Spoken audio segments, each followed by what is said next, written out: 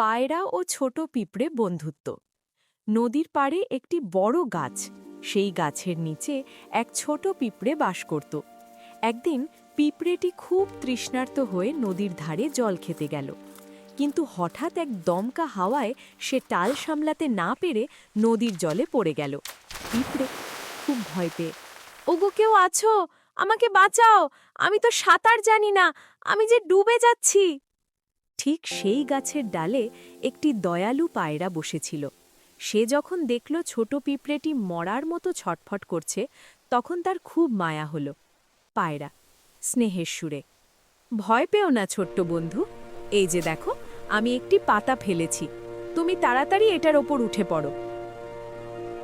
পায়রাটি একটি বড় পাতা ছিঁড়ে জলে ফেলল। পিঁপড়েটি অনেক কষ্টে পাতার ওপর উঠল।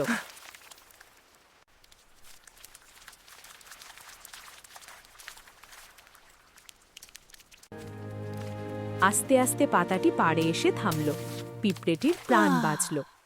পিঁপড়ে, পায়রা ভাই, তুমি আজ আমার জীবন বাঁচালে, আমি তোমার এই উপকার চিরকাল মনে রাখব। বেশ কিছুদিন পর পায়রাটি গাছের ডালে মনের সুখে বিশ্রাম নিচ্ছিল। এমন সময় ঝোপের আড়াল থেকে এক শিকারী ধনুক তাক করে পায়রাটিকে মারার জন্য তৈরি হল। পিঁপড়ে মনে মনে, সর্বনাশ, ওই শিকারী তো আমার বন্ধু পায়রাকে মেরে ফেলবে, আমাকে এক্ষুনি কিছু করতে হবে।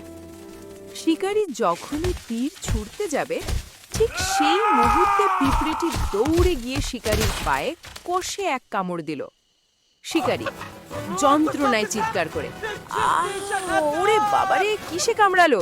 ব্যথায় শিকারীর লক্ষ্য ভুল হয়ে গেল এবং ধনুক থেকে তীরটি অন্যদিকে চলে গেল। তীরের শব্দে পায়রাটি সজাগ হয়ে আকাশ পানে ডানা মেলে উড়ে গেল। বিপদ কেটে যাওয়ার পর পায়রাটি নিচে নেমে এলো। সে আজ বুঝতে পারল, ছোট হলেও কেউ তুচ্ছ নয়। পায়রা, ধন্যবাদ বন্ধু পিঁপড়ে, আজ তোমার সাহসের জন্য আমি বেঁচে ফিরলাম। পিঁপড়ে, কোনো ধন্যবাদ লাগবে না বন্ধু, তুমি সেদিন আমার উপকার করেছিলে, আজ আমি আমার দায়িত্ব পালন করেছি মাত্র।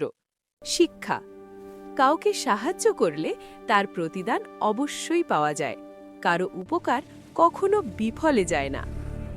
ছোট্ট বন্ধুরা, গল্পটি তোমাদের ভালো লাগলে লাইক ও সাবস্ক্রাইব করতে ভুল না কিন্তু। Bye bye.